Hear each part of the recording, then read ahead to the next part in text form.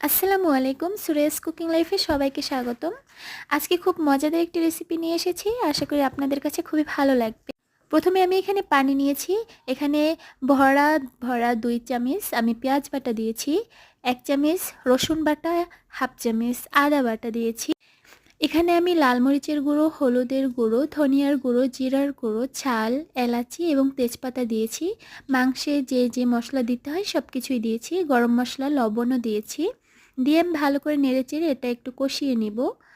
যখন কষিয়ে আসবে আমি কিন্তু তেল দিয়েছি, তেলটা কিন্তু দেখানো হয়নি। তখন আমি এখানে মুরগির গিলা, গলা, চামড়া এগুলো যেগুলো অবশিষ্ট থাকে সেগুলো দিয়ে দিচ্ছি। ভালো করে কষিয়ে নিয়ে আমি এখানে আলু দিয়ে দিচ্ছি।